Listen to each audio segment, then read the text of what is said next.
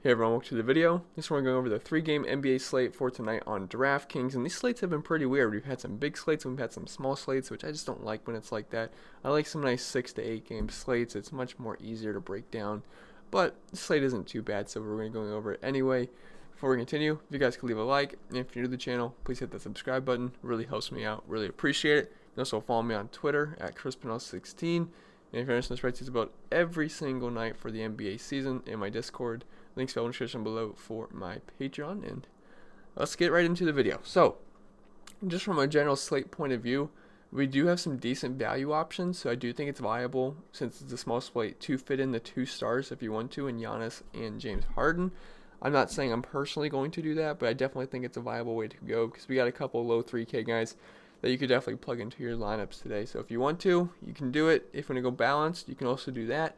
But on small slates, I tend to like to get in who I think is going to be the highest scoring player, because if I don't have that one on a small slate, you're probably going to be dead for GPPs. You might be able to get away with it in cash if some other guys suck, but GPPs, you're going to need that highest scoring player, and I do think that is going to be James Harden tonight, so we will talk about him first.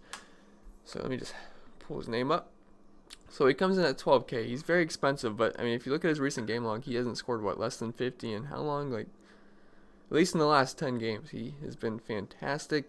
Now, if he scores 50 at 12,000, yeah, we're pretty disappointed, but his floor is there and his ceiling is definitely there. He has 70 point upside, no matter the matchup every single night, and this is a good one. We have a 239 point over under, which is easily the highest on the slate. Now, I did write the notes for that for James Harden last night, so that might have changed a little bit, but either way, it's the highest total on the slate.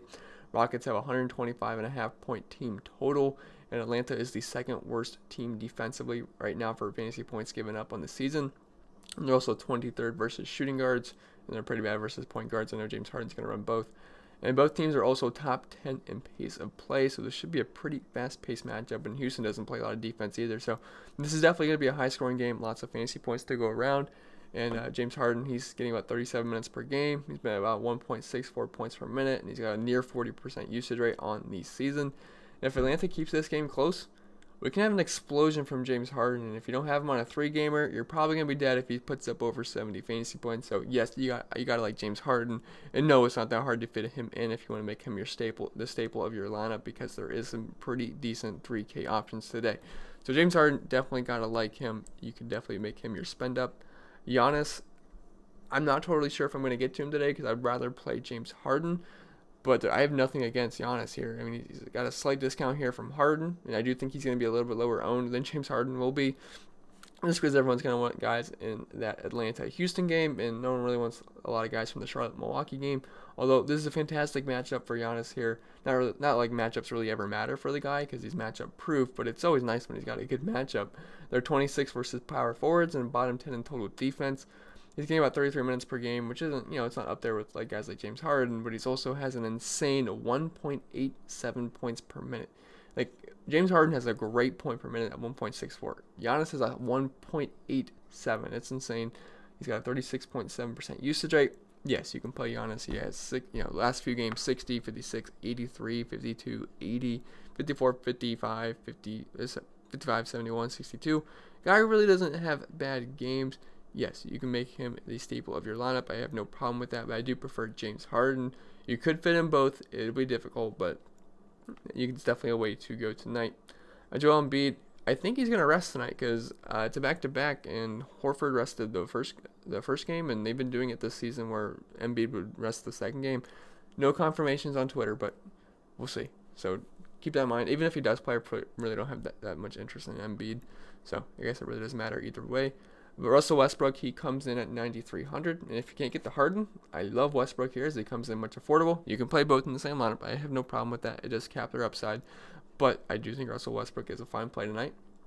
We got that 239 point over under, which is easily highest on the slate, 125 point team total, and Atlanta is awful defensively. I'm kind of just repeating some stuff I said about James Harden, but same here goes for Russell Westbrook.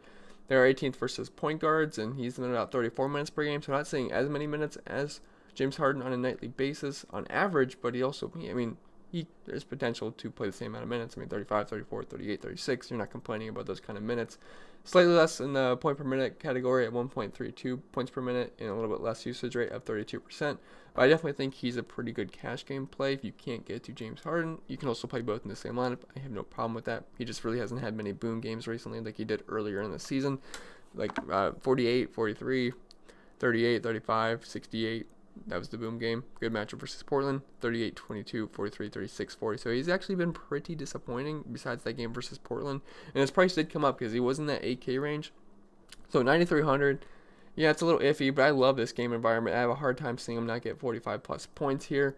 I know you're probably hoping for a little bit more, 9,300. So the upside, it's a little capped at the moment. So that's why I'm saying I prefer James Harden, because if anyone's going to boom on this team, it's going to be James Harden, the first crack at it. But I do think Russell Westbrook is fine at 9,300. Don't have too many issues with him. But I really like Trae Young here at 8,900. So I think you can play him in all formats, cash and GPPs. And my first question when I was looking at his player profile here on DraftKings, I was like, why is he 8,900? There's no reason for him to be below 9K. I mean, if you look at his recent salaries, this makes no sense to me. 9,500 last game, and he dropped 62 points. And obviously the salaries came out before he dropped 62 points, but still, he dropped his price for no reason. So 9,500, 99, 98, 98, 94, 94, 94, 94, 9,600. I don't see the reason why he's 8,900 here versus Houston, one of the worst defensive teams in the league. That makes no sense to me. This is a good game environment. So, yes, I like Trae Young. I like getting guys in buy low opportunities. And it's not like he's even been bad to warrant a buy low opportunity. So, this makes no sense to me. 62 points, 46, 57, 64. I'm not really one to ever play Trae Young. I'm not even sure if I have yet this season. But I might just do it here at 8,900. I mean, he makes a tremendous correlation play as well if you're playing the Houston guys like James Harden and Russell Westbrook, the big starters, because by doing so, you're assuming, or at least hoping, that Trae Young is going off to keep this game close, because the Rockets are substantial favorites right now. So you have to think Trae Young is going to have a big game if you want your Houston starters to pay off and play their full minutes. So I do think it's an excellent correlation play to play someone like James Harden and Trae Young together. I just hope they both go off and keep the game close. And Trae Young is definitely capable of going off. He dropped near 50 points last night versus Indiana, which is one of the tougher matchups in the league. Yes, he had overtime, but still, he's dropped 49 points. And, he's been doing stuff like this all season. So definitely got to like Trae Young here. He's not a model of consistency, but he has huge upside. I mean, he's had games where he's in the 30s, but, more than likely you're going to get your 45 plus points with upside of 60. And like I said, this is the highest total game. Houston is bottom 10 defensively, and they are actually number one versus point guards, though. But Indianapolis was also second versus point guards, and we saw what Trae just did last night, 60 points. I really don't care about the matchup here when it comes to Trae Young. This is a great game environment. One, he can shoot a bunch of threes and just probably drain them. And he's been about 1.39 points per minute on the season and 34% usage rate. So, yes, Trae Young, he's going to shoot more than likely 10 plus threes here. Hopefully he drains. I mean, last game he was 8 for 15. If he can do something like that, I would be very happy. So, Trae Young, yes, you got to like him here. He's only 8,900 for some reason, so I do like buying into that. Clint Capella, he's not going to play tonight. Ben Simmons, not too much interest there versus Indianapolis. Sabonis, he almost screwed me last night. I cashed last night, but in cash games, not GPP. But Sabonis, he was sucking for a while. I mean, and Sabonis was like my safe play. I was like, all right, I know what I'm going to get from Sabonis. I'm going to get my 40 points, maybe more out of him. But he was doing pretty bad. He had 4 points for a while, and then ended up pulling through because of overtime. I think he got 39.5 points, if I'm correct. So I'll take it. Wasn't too happy with it, but it's a tougher matchup versus Philly, so I really don't have too much interest in Sabonis. But the guy's solid. I really don't care about the matchups when it comes to him, but really not too interested in him tonight. Brogdon would be okay. Al Horford, so I do like Al Horford here. He comes in at 6,800, and like I said, I do think Embiid rests this game. I'm not totally sure, and if he doesn't rest, I probably don't have too much interest in Horford here. But if he does, you definitely gotta like him because they've been doing this all season so far. So Embiid would sit the one game, and then Horford would sit the one game. Horford already sat yesterday's game, so I'm going to imagine obviously he's gonna play this game, and then I have to imagine Embiid's gonna be out. And with Embiid off the court this season, Horford gets a 4.6% bump in usage, and he also gets a decent point per minute bump as well. And this isn't a great matchup, but he is cheap enough to where he becomes very much in play, and he should get you 30, 35 plus points here in this matchup, and he's pretty cheap at only 6,800. I say cheap, but this is actually the most expensive he's been in a while. But just for someone that's going to be on the court without Joel Embiid, and he's going to play 30 plus minutes, I do think he's a pretty solid play here. So I do like Al Horford. Jabari Parker, he would make sense in GPPs. I played him once this season. That's when he was chalked because John Collins got hit with the suspension. But he only scored 4 points last game, like real life points. But he still had 24 fantasy points, which is not too bad for only scoring 4 real life points. And he's been pretty good recently. If you read his stats, he had 33 points versus Milwaukee, where he had 64 fantasy points, and 38, 34, 25, 26. That's when he wasn't seeing full big minutes. But the past 3 games, when he had 34 minutes, 37 minutes, 31 minutes, not too bad. So Jabari Parker would make sense in GPPs here. It's a great matchup versus Houston. They're 29th versus small forwards, 20th versus power forwards. So I do think he is a decent GPP play. Then just scrolling down the list here, Tobias Harris, if no Joel Embiid, obviously just opens up some more usage, so I wouldn't mind using him at 6,400. Just a tougher matchup versus Indianapolis. Let's see. Daniel House is out, so we will talk about some other cheap Houston guys pretty soon here. But DeAndre Hunter, he comes in at 4,700. And has he been good? No, he's not my favorite play in the world, but he is cheap exposure to this game, and he's seeing big minutes. If you look at his recent minutes, that's 41, 35, 37, 35, 35, 29, 34. I like the minutes he's getting, but he sucked, though. I got to say that. 11 points, 17 points, 13, 34, which was nice, 28, 46. He had a stretch of big games. I do think he's capable of having one here versus Houston. They're awful versus his position, like small forward and power forward. They're bottom 3. We just kind of talked about that with Jabari Parker. Now, he's only been at 0.67 points per minute on the season, which is pretty bad, but I do have him projected for like 35, if not more, minutes tonight. And so with this game environment, he is capable of a big game. I think we see him hit 20 points, hopefully. Obviously, if he's 4,700, I gotta hope he gets 20 points, but I do think he could maybe flirt with 30 just on this game environment if this game does stay close. And he's been playing big minutes, so definitely like DeAndre Hunter as a cheaper option. Not my favorite, but I do think he's definitely in play for some salary relief. Then Cody Zeller and Biyombo here. So Zeller is still questionable. I haven't seen any definitive news on him. I just thought he didn't. Last update we had was last night that Zeller won't play, and then Biyombo got the start, and he's been pretty good when he's starting.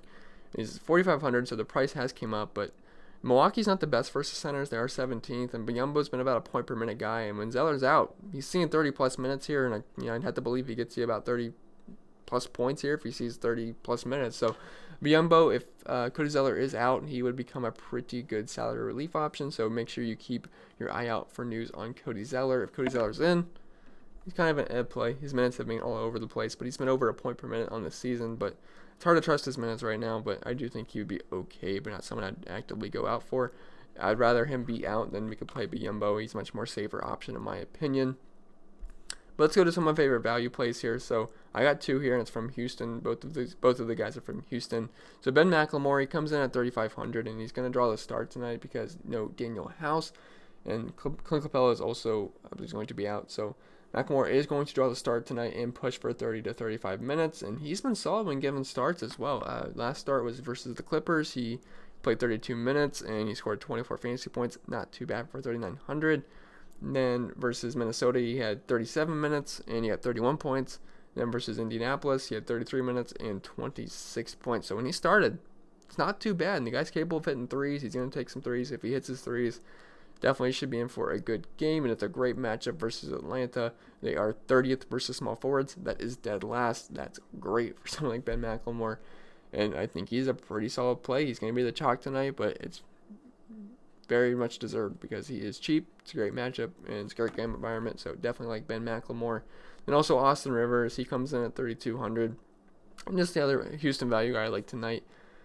So he should push for close to 30 minutes. Now, do I think he's going to have a big fantasy game? I do not, because he's been pretty terrible for fantasy when he's on the court.